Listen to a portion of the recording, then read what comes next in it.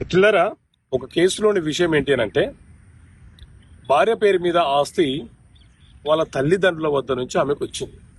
అయితే భర్త ఏం చేస్తున్నాడంటే ఈ ఆస్తి అమ్ముతానని చెప్పి భార్య తరపున ఇతనే ఎలాంటి ఏజీపీలు తీసుకోకుండా మరొక వ్యక్తికి అగ్రిమెంట్ ఆఫ్ సేల్ చేసి వాళ్ళ దగ్గర నుంచి అడ్వాన్స్ తీసుకున్నాడు.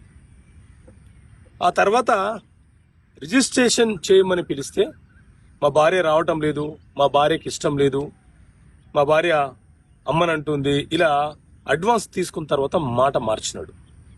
సో మిత్రులారా, సాధారణంగా మన దేశంలో రిజిస్ట్రేషన్ యాక్ట్ అనే చట్టం ఉంది. ఈ రిజిస్ట్రేషన్ యాక్ట్ చట్టం ప్రకారంగా ఎవరైతే భూమికి హక్కుదారులు ఉంటారో వాళ్ళు మాత్రమే ఆ భూమి మీద అమ్మకాలు కొనుగోలు చేయడానికి, గిఫ్ట్ డీడ్ రిజిస్ట్రేషన్ చేయడానికి, వీలునామా రాయడానికి, ఏజీపీఏ ఇవ్వడానికి అధికారాన్ని కలిగి ఉంటారు.